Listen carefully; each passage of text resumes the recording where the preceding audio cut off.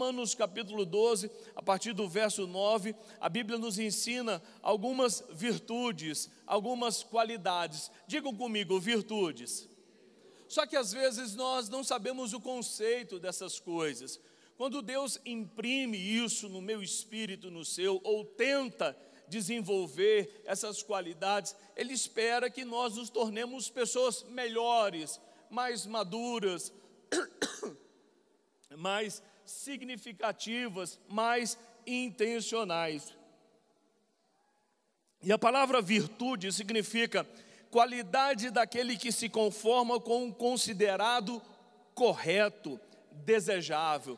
Você tem que se conformar com o que é correto, com o que é desejável, conformidade com o bem, com a excelência moral ou de conduta ilibada. Isso significa virtude, e é isso que Deus está tentando implantar no nosso espírito. Romanos capítulo 12 diz que nós precisamos transformar a nossa mente como, irmãos? Renovando, mudando o conceito, mudando pensamentos negativos, diferentes daqueles que estão listados na palavra de Deus. Então essa qualidade que se conforma com o que é correto e desejável, está listado aqui no capítulo 12 de Romanos, a partir do verso 9. O amor deve ser sincero, não pode ser, talvez seja, vamos tentar, não. O amor deve ser o quê? Sincero. Odeiem o que é mal. Paulo, falando aos Efésios, ele diz: fuja da aparência do mal. Parece mal, parece negativo, parece ruim, fuja, não esteja perto, sequer próximo. Porém, no texto de Romanos, ele está dizendo: odeie o que é mal. Faça coro com Deus, irmãos, odeie o que é mal. Apeguem-se ao que é bom. Tem gente que só se apega ao que é coisa ruim, a notícia ruim, a dificuldade, ao clima ruim. Não, irmãos, apegue-se a coisa boa. Tem notícia boa também, amém, irmãos? Tem coisa boa acontecendo nos nossos dias. Dediquem-se uns aos outros com amor fraternal. Prefiram dar honra aos outros mais do que a vocês mesmos. Nunca falte vocês o zelo. Sejam fervorosos no espírito e sirvam ao Senhor. Verso 12: alegrem-se, regozijem-se na esperança, sejam pacientes, digam pacientes, na tribulação. Quem é que quer ser paciente na tribulação, irmãos? A gente sequer quer que ela exista, e se ela existe, a gente quer que ela vá embora ontem, mas ela tem benefício. A paciência, ela produz o quê? Perseverança, e ela precisa ter ação completa na minha e na sua vida. Sejam pacientes na tribulação, perseverem na oração, sejam contínuos na oração, orem sempre. Paulo, quando escreve aos Efésios, ele diz: orai em todo o tempo, usem oração todo instante, a qualquer momento, em qualquer necessidade, porque ela terá os seus efeitos. Veja como a Bíblia se completa, veja como ela está conectada e interligada. Mas, como é de se esperar, irmãos, todos nós começamos uma vida cristã bem superficial, bem rasa, com expectativas no caráter provedor de Deus.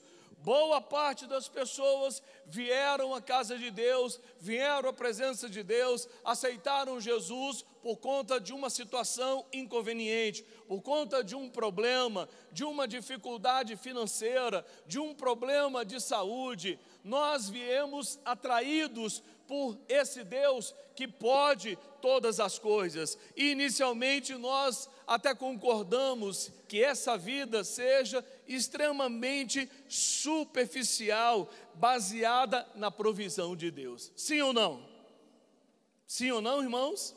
Você vem para Deus com expectativas tremendas de prosperar, de se libertar, de curar, de ser levado ao céu, de ser guardado do maligno, de ter suas expectativas supridas. Porém, a Bíblia nos propõe um crescimento, um amadurecimento, uma coisa chamada desenvolvimento. Paulo diz que eu e você precisamos desenvolver a nossa salvação. Diga, desenvolver a salvação. Você não pode continuar o mesmo sempre vivendo nesse evangelho da paz.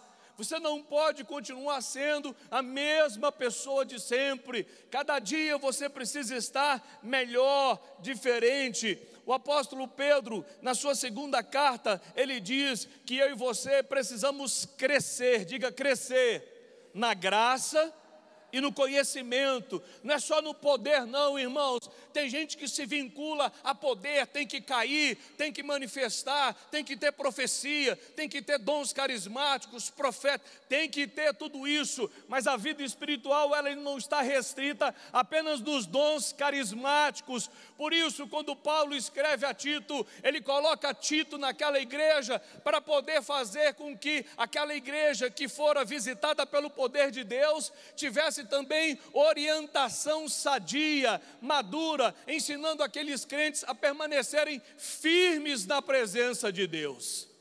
Então tem gente que pensa que vida cristã é só poder. Não, irmão, vida cristã também tem poder. Diga para a pessoa que está ao seu lado, vida cristã também tem poder. Mas não é só poder, nós precisamos de poder, desse dunamis de Deus, mas nós precisamos de informação, de conhecimento. A Bíblia diz, através de João, capítulo 8, versos 32 e 36, conhecereis a verdade. Essa verdade está falando de Jesus, desse relacionamento intrínseco, pessoal, individual, próximo. Conhecereis a verdade, e a verdade vos libertará. A libertação vem desse conhecimento, dessa relação, dessa proximidade com Ele. Verso 36, se pois o Filho, não está falando que sou eu, não está falando que é a igreja, o professor. Se pois o Filho vos libertar, verdadeiramente sereis livres.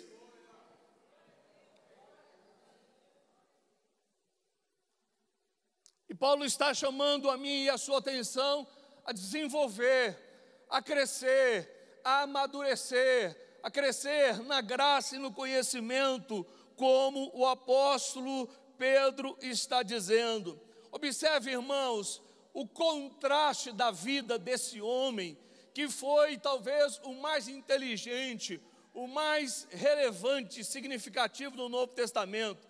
Deus pega um homem criado aos pés de Gamaliel, discípulo de Gamaliel, um professor, um mestre do farisaísmo, instrui esse homem, e esse homem é capacitado a sintetizar as ideias de Deus. Até então as ideias de Deus eram soltas. Aí ele escreve 13 cartas do Novo Testamento, sintetiza essas ideias, tenta ordenar essas ideias para facilitar a minha vida e a sua vida.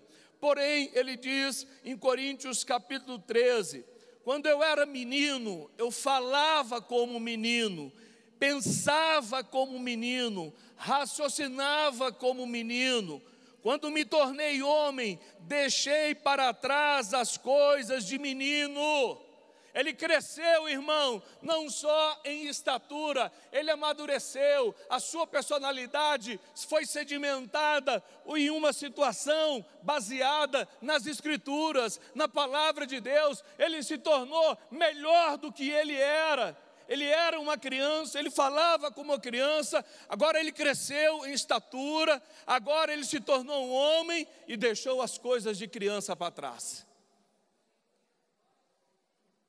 Deixou as coisas de menino, aquela choradeira, aquela reclamação por mimimi, por besteira, por feridinha. Não, irmão, deixou as coisas de menino para trás. Menino é que reclama de tudo. Você dá um Danone, gosto de morango, eu gosto de ameixa. Você dá uma balinha de coco, eu gosto de morango. Você dá um pirulito, eu gosto de chiclete. Deixa coisa de menino, irmão. Ficou para trás, agora você cresceu, você sabe na sua casa, eu queria comer frango, eu queria comer bife, picanha hoje, tem arroz, feijão e salada, porque você é adulto, você vai comer arroz, feijão e salada, senão você vai ficar com fome.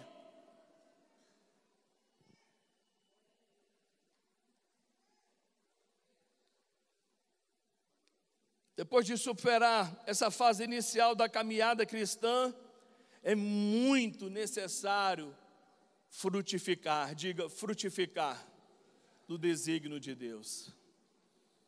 Irmãos, eu me impressiono como alguns crentes acham que ser filho de Deus é só vir à casa dele, é só estar assistindo aos cultos e se beneficiando do seu poder e dos seus benefícios.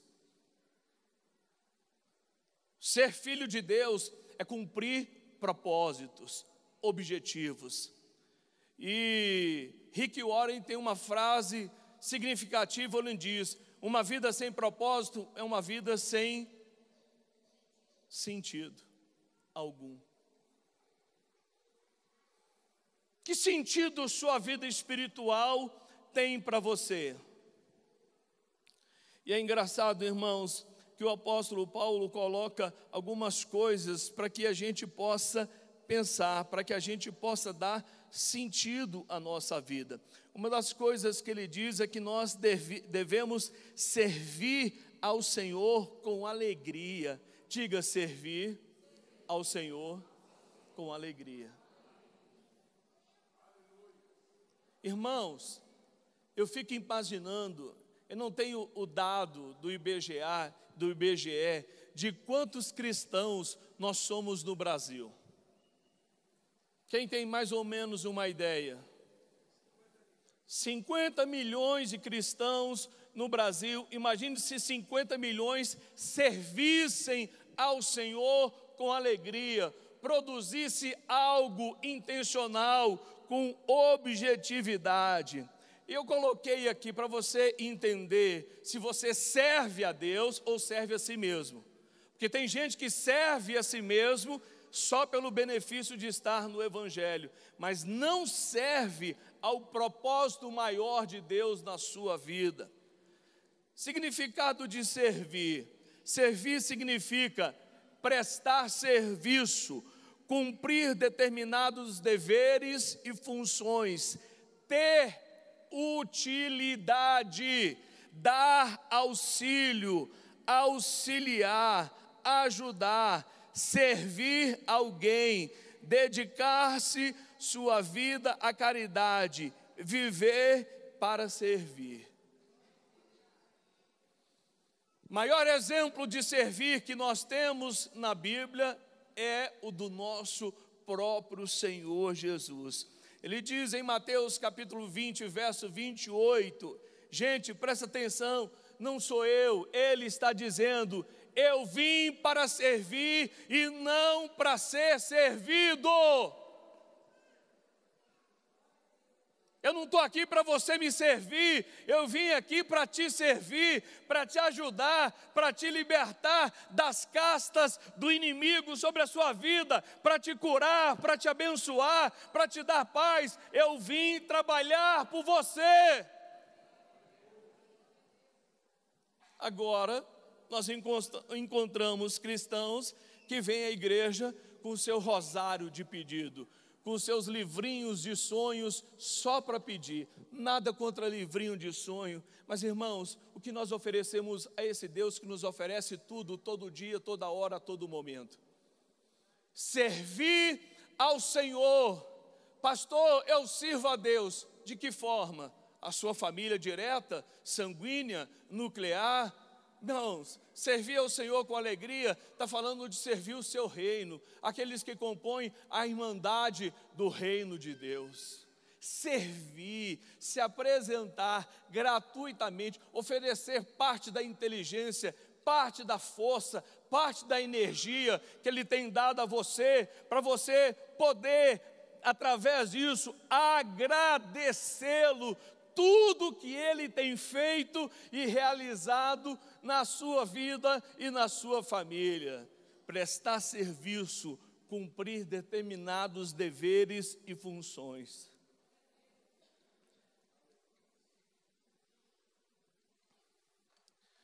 Ai, que droga, tem que chegar 8 horas na igreja, tem uma reunião.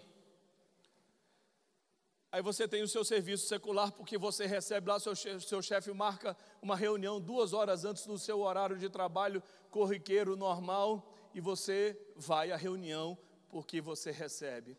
Mas você está esquecendo, irmãos, que o guarda de Israel, que não dormita e nem dormita aquele que te guarda, te protege 24 horas por dia, que te abençoa, que te liberta, que te faz andar em segurança e integridade. Você está esquecendo disso. Servir ao Senhor com alegria. Segunda coisa que Paulo nos chama a atenção nessa passagem: cuidado, façam as coisas com zelo. Diga zelo.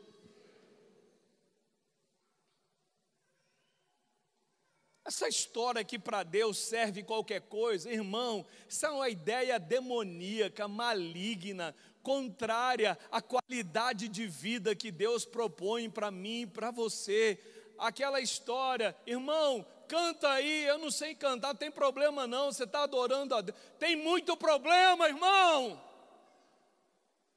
O mundo não leva ninguém para a Globo que não sabe cantar num programa de música. Aí o cara me chega aqui, acha que tem vocação, acha porque vai adorar a Deus, não sabe um acorde, não sabe o nome de uma nota, não tem sequer, como é que fala? Afinação, não sabe Jessé. Cadê Jessé? Já foi, Deus abençoe Jessé, meu pai. Não sabe, Gustavo, o que é uma coisa chamada afinação. Eu estou fazendo para Deus. Irmão, que Deus é esse que você oferece qualquer coisa, que você não se prepara, não se prontifica a oferecer o melhor de si. Ele nos deu o melhor, dando o seu unigênito para morrer no meio e no seu lugar. O melhor, como diz no inglês, the best, o melhor. Quer cantar? Prepare-se para Deus para ser o melhor.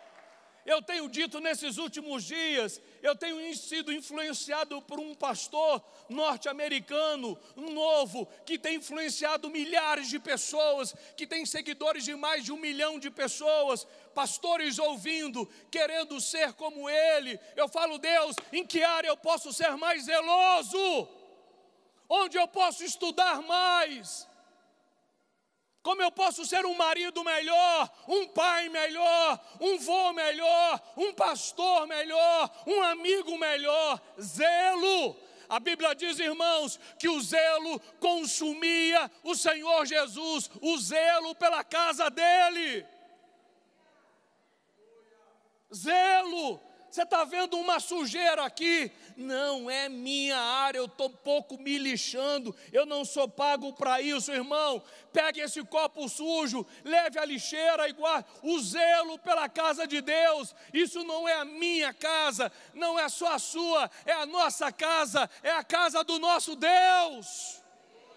O zelo pela casa de Deus o consumia.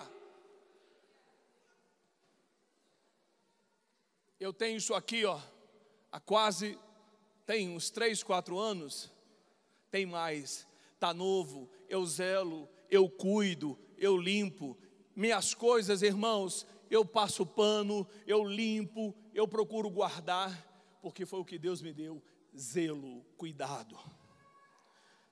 Zelo significa cuidado, atenção excessiva que se demonstra por algo ou por alguém, empenho extraordinário na execução ou deveres de suas obrigações, afeição ardente.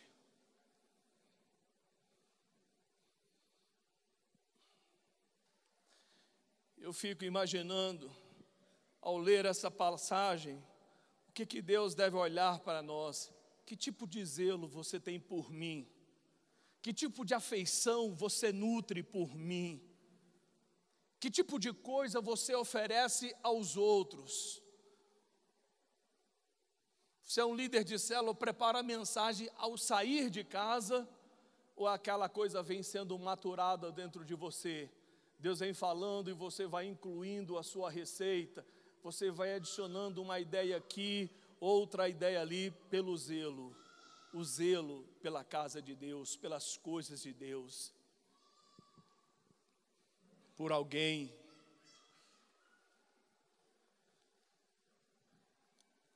E o sinônimo de zelo significa brio, primor, cuidado, desvelo. Irmãos, imagine se Deus levantasse um exército zeloso com as suas coisas. Agora tem gente que pensa que isso não vai fazer diferença no resultado dos benefícios de Deus para com a nossa vida. Irmão, a Bíblia, ela está conectada, diga conectada. Você pensa que cumprir a Bíblia é só orar, jejuar, vir à igreja, dar dízimo e oferta? Não, irmão. É por isso que a Bíblia tem quantos livros? 66. E você precisa cumprir o máximo de princípio possível para se tornar um máximo de abençoado possível.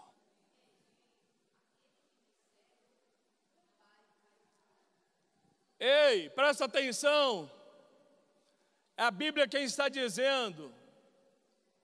Aquele, Jesus falando, aquele que me serve, o Pai o honrará. Pastor, ninguém me honra, ninguém presta atenção em mim. Irmão, que tipo de serviço e que tipo de zelo você está oferecendo diante daquilo que você está fazendo a Deus? Porque Deus é cumpridor de palavras. Seja todo homem mentiroso e Deus verdadeiro, diz a Bíblia. Deus está dizendo, você me serve, fique tranquilo, eu vou te honrar. Um dia eu vi isso cumprido na minha vida, literalmente, na hora eu me lembrei dessa passagem, meu bem. Eu fui num quartel de um coronel da igreja, que era responsável do quartel, ele era subcomandante. Quando eu cheguei lá, ele foi me apresentar ao comandante do quartel, falou, comandante, esse aqui é o meu pastor. Ele também era evangélico. Ele levantou-se da sua cadeira, atrás da sua mesa, ele falou, meu pastor, aqui nós somos seus oficiais, sente no meu lugar, aqui o senhor é o comandante.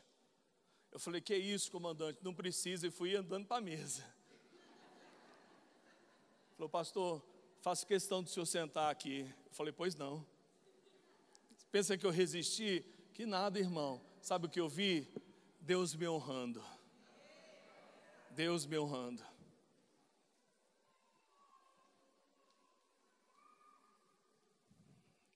Você é zeloso, você cuida, você faz com carinho, você faz com amor. Quarta coisa, fervor, diga fervor. A Bíblia manda a gente ser fervoroso. Manda ou não manda? O texto que nós lemos diz o que, irmãos? Sejam fervorosos de espírito. Diga, eu preciso ser fervoroso. Eu fico impressionado que esse tipo de mensagem não causa impacto nas pessoas. Mas é a palavra de Deus, irmãos, é uma orientação que está aqui, e a Bíblia está dizendo, sejam fervorosos de espírito.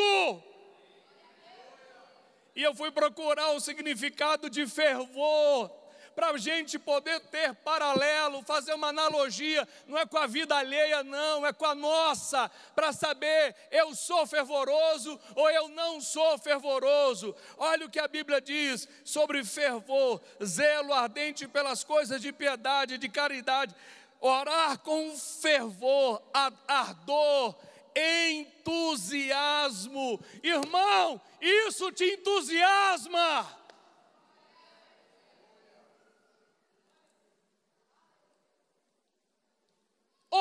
te entusiasma. Vir à casa de Deus te entusiasma, te impulsiona, te alegra. A gente não entende por que um homem que adulterou, que matou, que não pôde construir a casa de Deus, porque havia muito sangue em suas mãos, porém o coração dele era um coração de criança. O próprio Senhor disse: Davi é um homem segundo o meu coração, mas mesmo sendo um homem segundo o coração de Deus, não foi autorizado a construir a casa de Deus, porque nas suas mãos havia muito sangue. Davi adulterou, na casa dele o filho se rebelou contra ele, mas Davi era um homem segundo o coração de Deus. Ele era um entusiasta de Deus. Irmãos, ao ler o livro de Salmos, você não vai ver apenas escritos doutrinários, você vai ler poesias cantadas a Deus. Um homem apaixonado por Deus. Quando ele escreve: assim como a corça deseja pelas águas, assim o meu coração anela pela tua presença.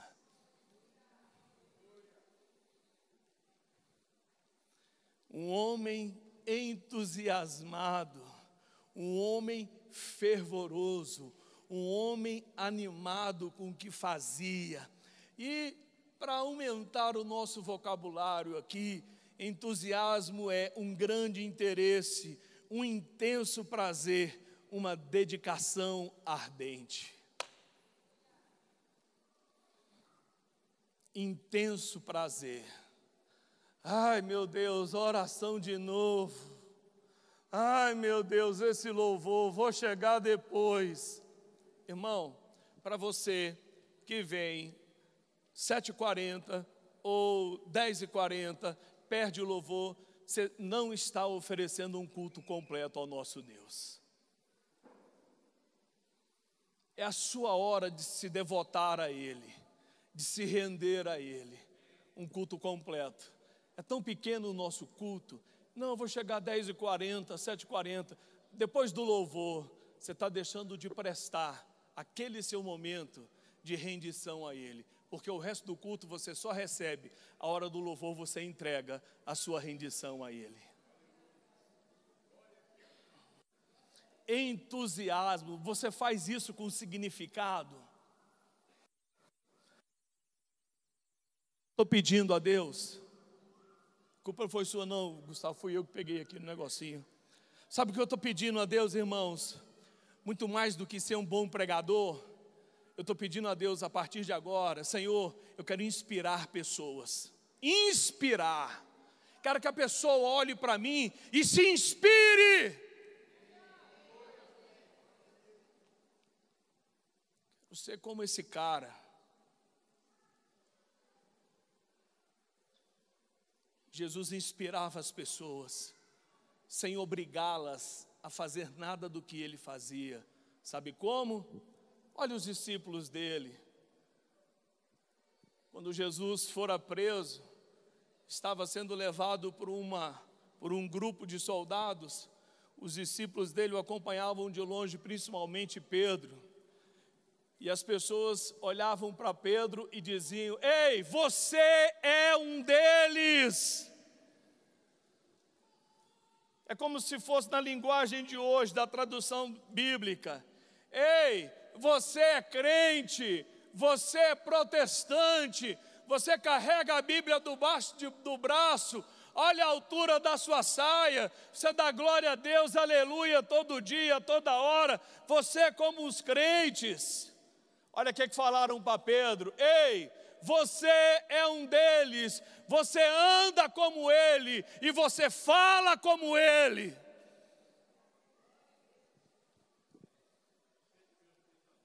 Sede meus imitadores, porque eu sou dele. Irmão, você já pensou em inspirar alguém? Eu tenho orado isso já há um mês, eu tenho falado com os meus filhos. Esse cara tem marcado a minha vida. Eu falei: eu quero inspirar pessoas, eu tenho orado, eu falei: Senhor, por isso, irmão, Deus tem me quebrado. Eu tenho sido quebrado por Deus, no meu orgulho, na minha vaidade, em muitas coisas, porque eu tenho dito: eu quero me parecer contigo a cada dia, eu quero ser fervoroso, eu quero ser um entusiasta da tua palavra.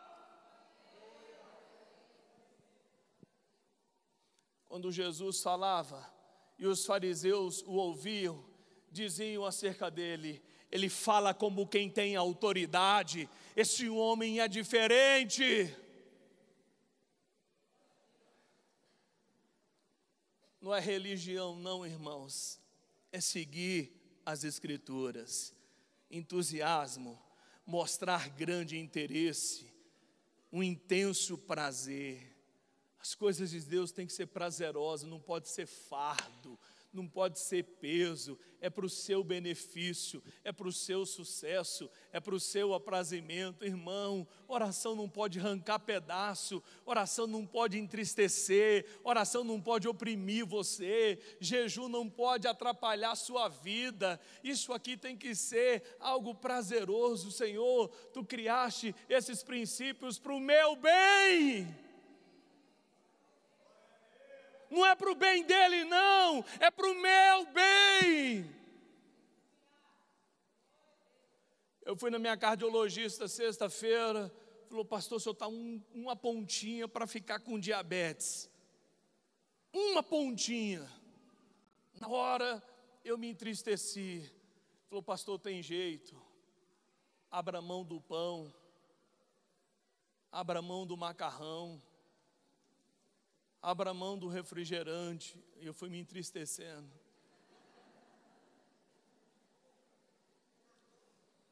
Abra mão do arroz. E eu pensando: vou comer o quê?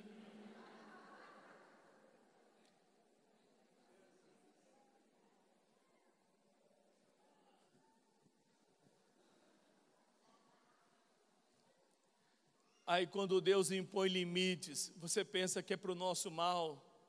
Irmão, é para o meu bem e para o seu bem. Vamos aplaudir a Deus. Ele impõe isso para o nosso bem. É gostoso, mas não é conveniente.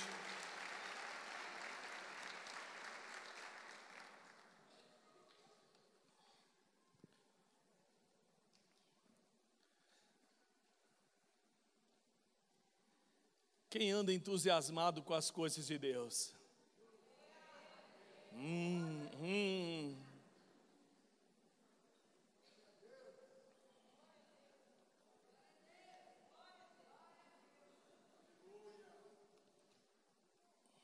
Vem, doutor Rafael.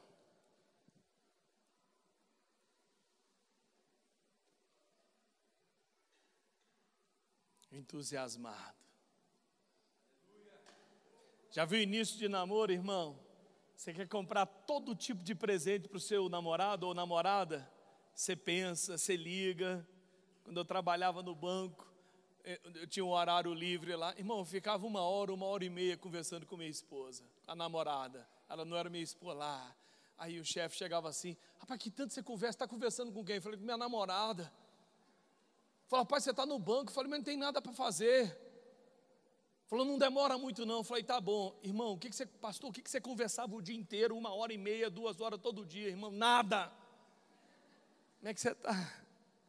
Está bem. Acordou agora?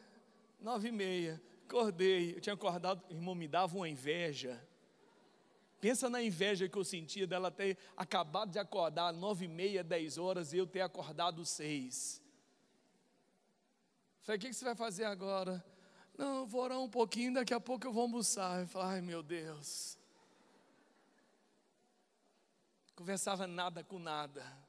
Era só para conversar. Prazer, irmãos, satisfação. Você faz isso com Deus? O salmista declara na Bíblia: 7 vezes por dia ele fazia o quê? Ele exaltava a justiça. 7 vezes por dia. Por exemplo, ele acordava e dizia: Senhor, eu te louvo pela tua justiça, o Senhor é bom e a sua misericórdia dura para sempre.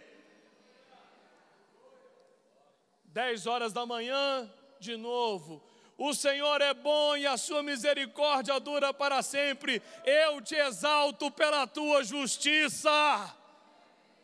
Ele ia almoçar, glória a Deus, por esse arroz, por esse feijão, por essa picanha, por essa bisteca, por esse mato aqui no negocinho, no prato, por esse suquinho, Senhor, mas eu também te exalto pela tua justiça de novo.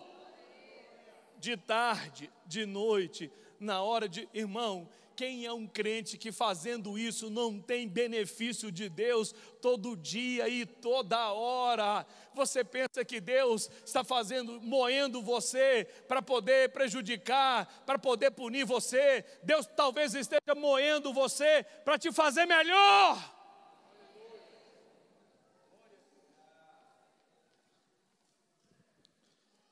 E aí o salmista dizia: Senhor, eu quero me alegrar pela tua justiça, não vender o que tinha que vender, mas eu me alegro pela tua justiça e pelo teu poder. Glória ao Pai, ao Filho e ao Espírito Santo.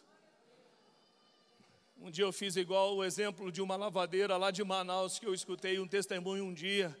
Ela ganhou a passagem do irmão, o irmão foi falar com ela, falou: irmã, eu te dou uma passagem para a senhora ir para Israel. Falou: o que é você?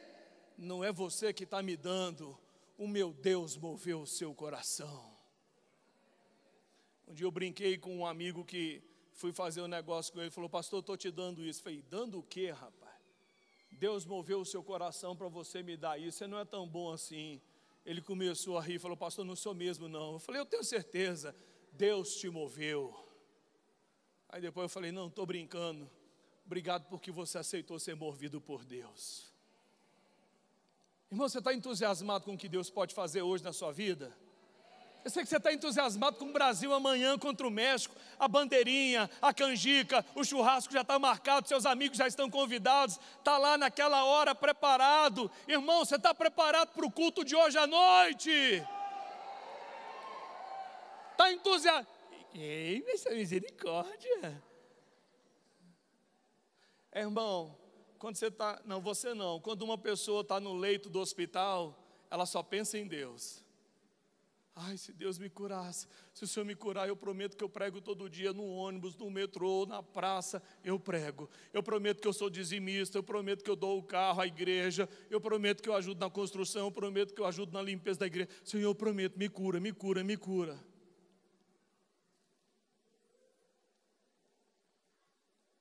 Irmão, se entusiasme com Deus.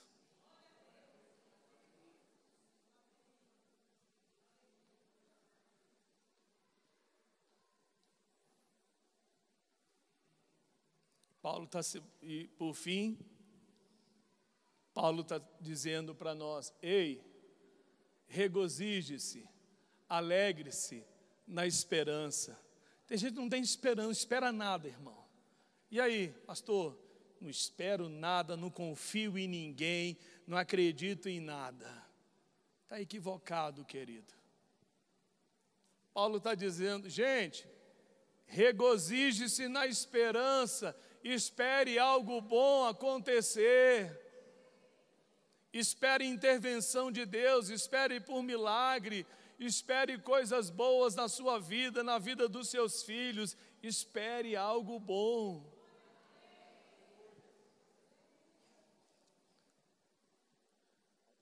Já tem uns anos que eu tiro um tempo só para sonhar, só para ter devaneio. Eu tenho um lugarzinho na minha varanda que eu vou para lá, às vezes eu me deito, me sento e começo a sonhar. Com a igreja construída, com crentes avivados, com voluntários abundantes, com recursos abundantes, com uma equipe de louvor maravilhosa, com pregadores tremendos, com vizinhos cheios do Espírito Santo, rico, viajando, com carro top, comendo bem, magrinho, sem possibilidade de diabetes.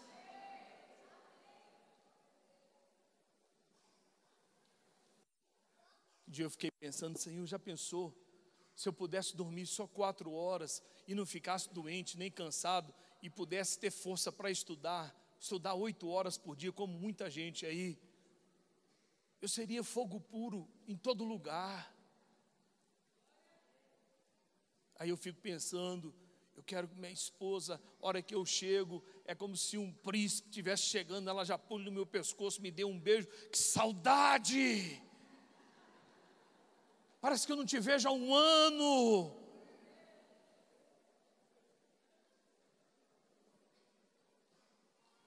Irmão, o que você espera?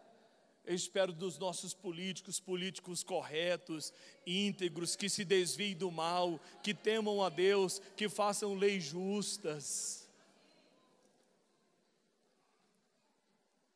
Pastor, você está animado com o Brasil? Falou, irmão, mais do que você imagina. Essa terra aqui mana leite e mel, irmão. Essa terra tem mandioca. Essa terra tem piqui. Essa terra tem jiló.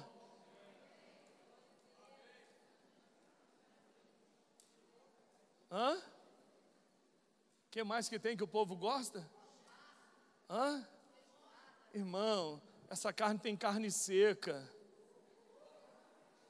Essa carne tem carne seca. Essa terra tem carne seca, irmão. Tem cuscuz. Tem polenta. Tem pudim.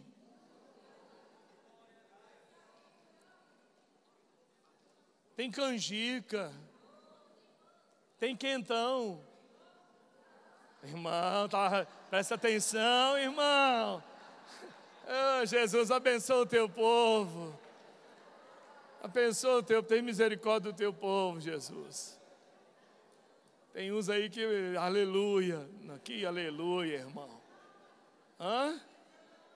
Feijão, irmão. Hã?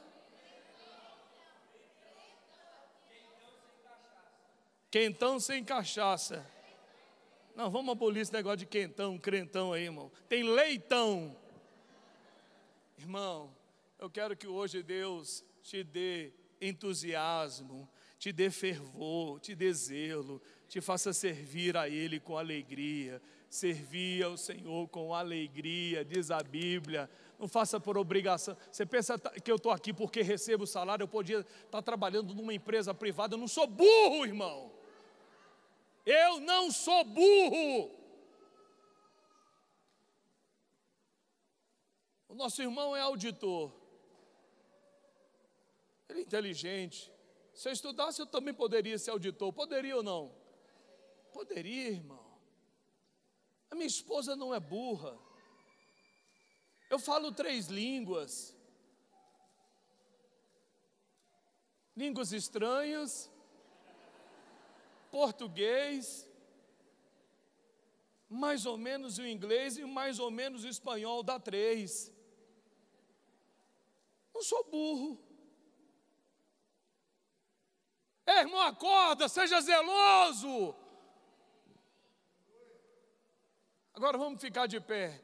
Se Deus é bom demais, precisa largar Ele, irmão. Ele está te ensinando, ei, me sirva, seja cuidadoso com minhas coisas, faça as coisas com amor, faça as coisas direito, faça as coisas com fervor. Você pode ter começado raso, superficial, agora você era menino, você deixou de ser menino, tome atitude de adulto. Tome atitude de adulto. Um dia a pessoa falou, pastor, essas mensagens agora estão igual stand-up. Está amarrado, irmão. Aqui não tem stand-up não, aqui tem a alegria do Espírito. Diferente.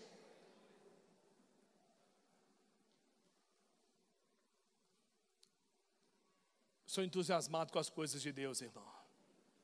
Vocês vão ver, ainda vou ter 1 milhão de seguidores. Tem gente, vai ter gente, Rafael, copiando minhas mensagens, pregando minhas mensagens por aí tudinho. Eu vou trabalhar por isso, eu vou orar por isso, eu vou me entusiasmar com isso. Não é para minha glória não, é para que Ele apareça e eu diminua, irmãos. Paulo só foi o que foi, porque ele tinha inteligência. Minha esposa vai pregar sobre o poder de você usar a palavra. A partir do próximo domingo eu vou pregar o poder de uma inteligência emocional equilibrada e sadia. O diabo, irmão, ele não quer só o seu corpo, não. O diabo quer destruir sua alma. Se ele conseguir atingir sua alma, ele conseguiu atingir sua vida inteira.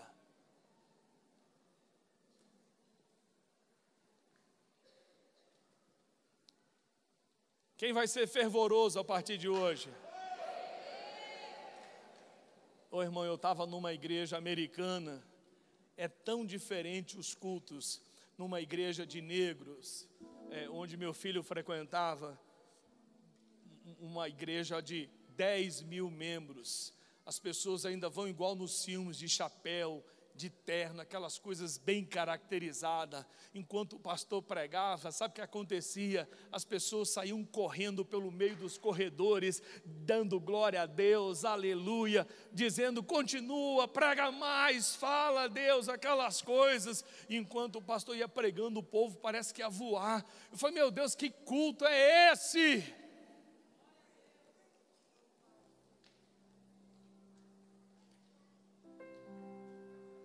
Oh, irmão, nós vamos viver cultos assim na presença de Deus. A Bíblia diz: aonde está o Espírito de Deus, aí é o quê? A liberdade de você dar glória a Deus, de você aplaudir, de você se regozijar sempre nele. Isso é Bíblia. Isso é Bíblia, isso é Bíblia. Não é marionete não, não é Maria vai com as outras não, é regozijo. Aí você está aqui no louvor, aplauda, aí você vai para aí, enquanto não é o dia da sua escala, você fica assim, ó, travadinho. Agora você está dirigindo o louvor, irmão, aplauda a Deus. Isso não é estilo de vida, irmão. Você está querendo que um monte de gente te copie. Conversa, quem tem estilo de vida, enquanto está aqui em cima, está dando glória a Deus, está embaixo, está dando glória a Deus também.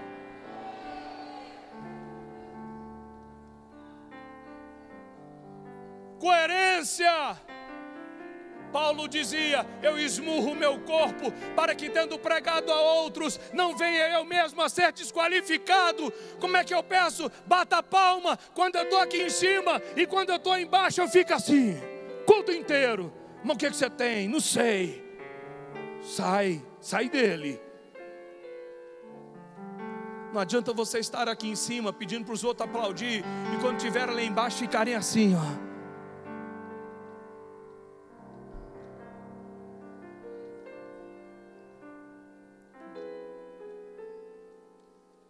Eu estou orando por um dia ainda dar uma cambalhota aqui, irmão. Porque o dia que eu der vai ser um sinal para alguém aqui nessa igreja.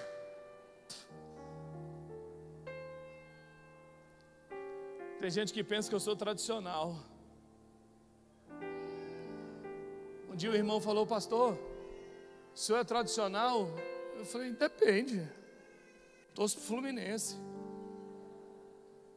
Só é elite, torce para esse time, irmão. Ele falou: não, se eu falo em línguas, me perdoe a indiscrição. Eu falei: depende, velho.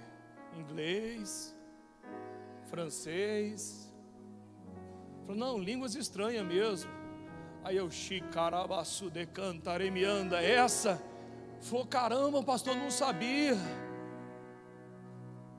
falei: irmão, ainda eu vou pular no púlpito, ainda vou dando cambalhota, e você vai ver que o mesmo Espírito que está em você está em mim, porque Ele é bom e a sua misericórdia dura para sempre. Aplauda o Senhor.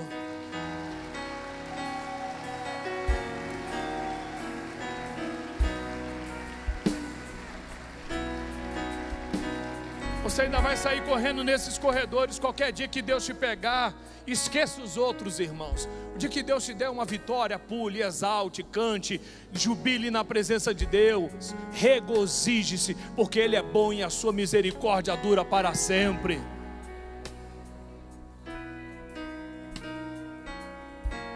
A irmã Bertiana está aí, esposa do Fabiano. Ela viajou, está de férias. Então eu posso falar, ela é argentina. Ontem eu me regozijei, irmãos. Ontem eu me alegrei, como eu me alegrei. Me alegrei. Fiquei feliz. Se ela tivesse aqui, ela é argentina, e é uma professora, uma irmã, uma ovelha maravilhosa. Mas porque ela não está aqui, eu me regozijei ontem. Oh, me deliciei. Oh, glória a Deus, aleluia. Oh, Deus bom. Oh, Deus maravilhoso. Vamos orar a esse Deus, meu. Você vai ser entusiasmado, querido. Você vai ser fervoroso, você vai ser animado. Você vai servir a Deus com alegria como nunca na sua vida. Esses meninos aqui vão estimular a gente, ó. Nós vamos ter o dobro de levitas nessa igreja. Eu quero ser como eles.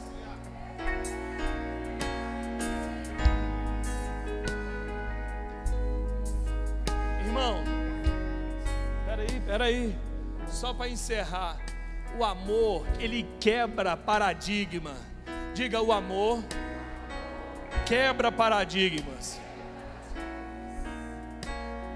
Eu e meu netinho, nós nos amamos bastante.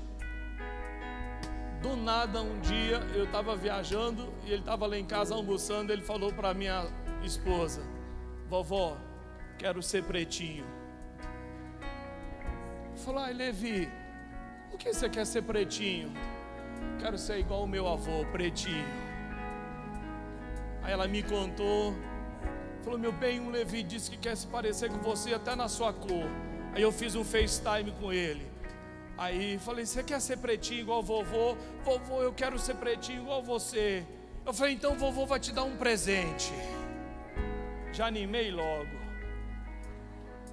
Irmão, quando você se entusiasma com alguma coisa, tem resultado do outro lado também. Quando você se entusiasmar, Deus vai mostrar felicidade para você como nunca antes. Feche os seus olhos. A alegria do Senhor é a tua força. Se alegre, redobre suas forças, seu ânimo, sua disposição, seu entusiasmo, seu zelo, seu fervor. Irmão, não se acomode não, não se contente com um pouco não. Esse Deus é muito grande, Ele é muito poderoso. Para o pouco que nós temos, Ele tem mais dele para mim, para você. Ele tem muito mais dele para nós. Esse é o Deus que nós servimos, um Deus que nos contagia. A Bíblia diz: o amor dele nos constrange, o amor dele nos faz fazer coisas que nós jamais faríamos a alguém. O amor dele nos move, o amor dele nos impulsiona, o amor dele nos faz servir, o amor dele gera força, convicção, disposição.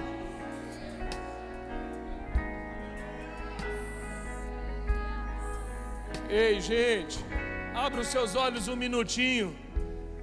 Imagine se você fosse Deus com essa sua intensidade que você tem hoje. Agora pense em Deus com toda a intensidade e poder nas suas mãos. Ele move um dedinho, o mar se abre. Ele move os olhos e um milagre acontece. Irmão, esse é o Deus que você serve. Lembre-se, não é qualquer um, você está servindo aquele que pode todas as coisas. Feche os seus olhos. Se entusiasme, tenha fervor.